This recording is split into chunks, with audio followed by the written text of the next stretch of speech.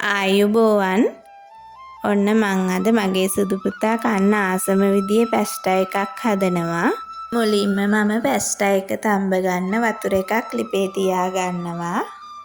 වතුර එක උණු වුණාට පස්සේ ලුණු සහ බටර් ටිකක් එකතු කර ගන්නවා. මම මේකට දැන් පැස්ටා ටික එකතු කරලා ටිකක් කවලම් කරලා පියනකින් වහලා හොඳින් තම්බ ගන්නවා.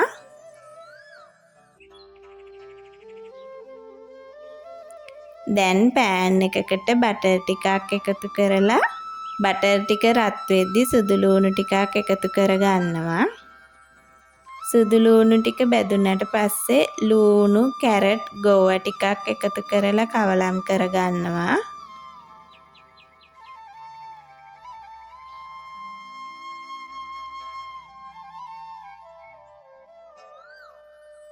මේකටම මම ලීස් ටිකත් එකතු කරලා අවශ්‍ය ප්‍රමාණයට ලුණුත් එකතු කර ගන්නවා.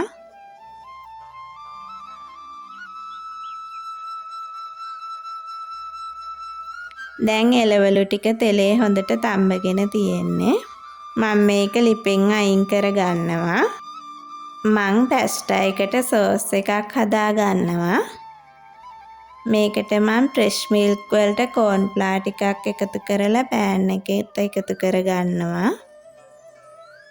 මේක ටිකක් ඝන වෙද්දි තක්කාලි සෝස් ටිකක් එකතු කරගෙන කවලම් කර ගන්නවා.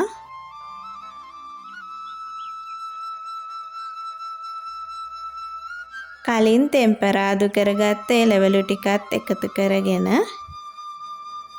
මම මේකට පැස්ටා ටිකත් එකතු කර ගන්නවා.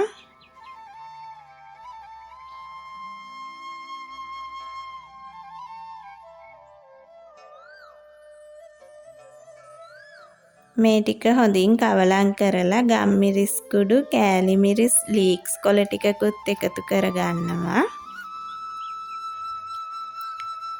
දැන් මේක හොඳින් කවලම් කර ගන්න ඕනේ.